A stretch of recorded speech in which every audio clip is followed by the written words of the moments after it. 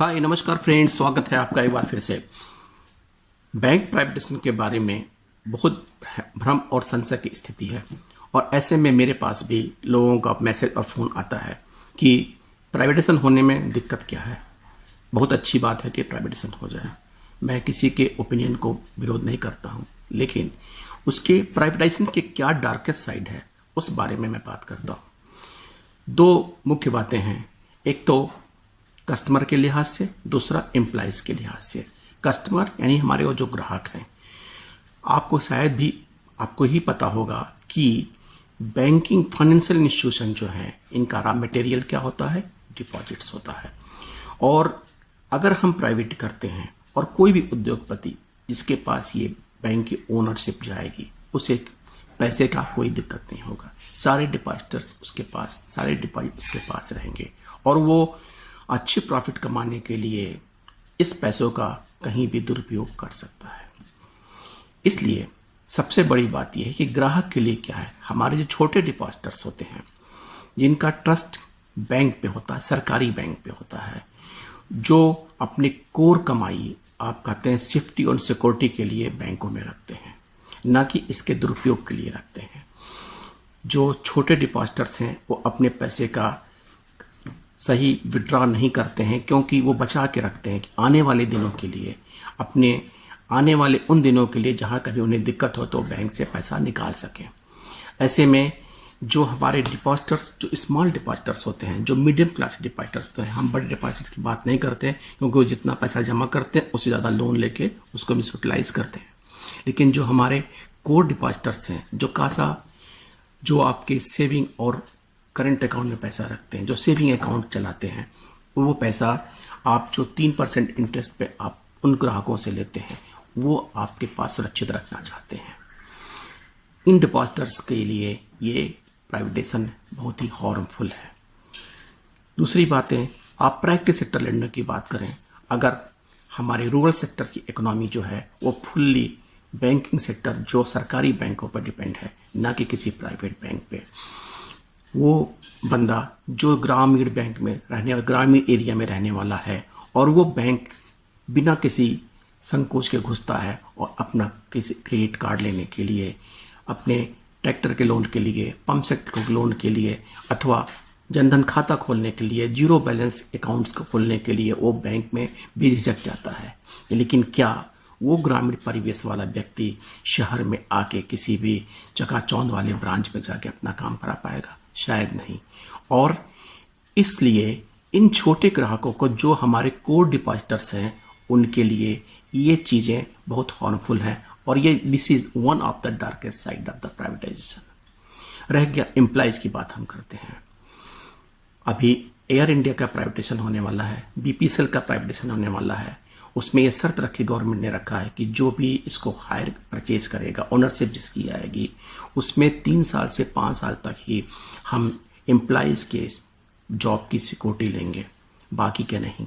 अगर सपोज कर लीजिए बैंक में ऐसी कंडीशन लगती है तो आपकी जॉब सिक्योरिटी तो चली गई। हो सकता है 3 साल 5 साल यानी मैक्सिमम 5 ईयर्स।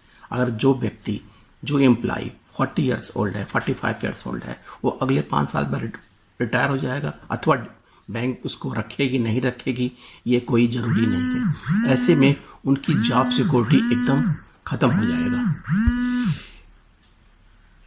जॉब सिक्योरिटी उनकी।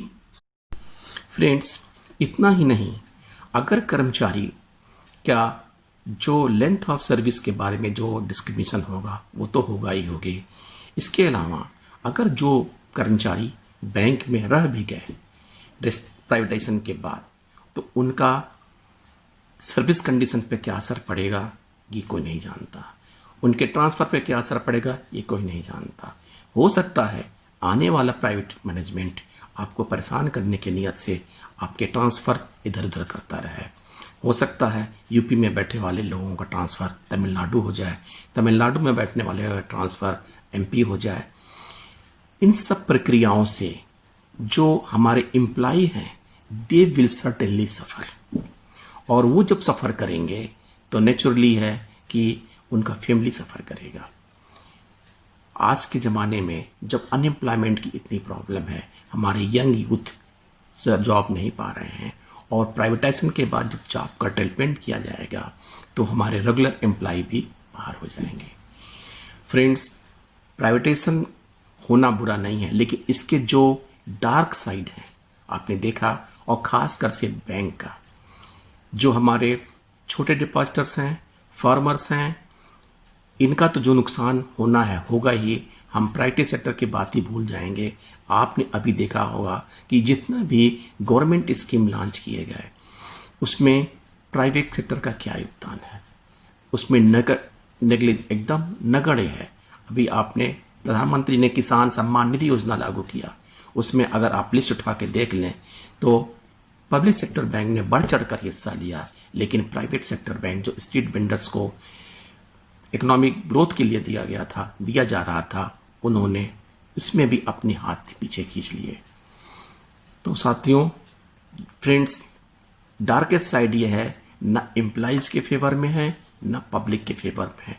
Public means the core depositor, हमारे छोटे डिपॉजिटर्स, हमारे वो गरीब तबके के लोग जो फाइनेंशियल इंक्लूजन में भाग लेते हैं, वो गरीब तबके लोग जिनके पास नो फ्रिल अकाउंट है, जिनके पास जनधन खाता है, जो राम रहीम हमारे बैंक में घुस के आते हैं और अपना किसान क्रेडिट कार्ड ले जाते हैं, अपना क्रॉप लोन के लिए अप्लाई करते हैं, उन लोगों के लिए तकलीफ होगी। उन लोगों के लिए तकलीफ होगी जो ज़रूरतमंद हैं, जो गरीब तबके के हैं, जो बिलो पॉवर्टी लाइन रहते हैं, लेकिन हमेशा वो रिच पर्सन फ़ायदा उठाते हैं, चाहे वो प्राइवेट हो चाहे वो पब्लिक सेक्टर बैंक हो। तो फ्रेंड्स, प्राइवेटाइजेशन होना इस देश के लिए, उस गरीब देश के लिए जहाँ की आबादी 60% आबादी रूरल में रहती है, एग्रीकल्चर बेस है, उसके लिए ठीक नहीं है। थैंक यू फ्रेंड्स, बस इतना ही। अगर आपने मेरा चैनल अभी तक सब्सक्राइब नहीं किया तो प्लीज़ सब्सक्राइब करें और अपने वैल्यूएबल कमेंट हमें ज़रूर भेजें। Thank you friends, thank you.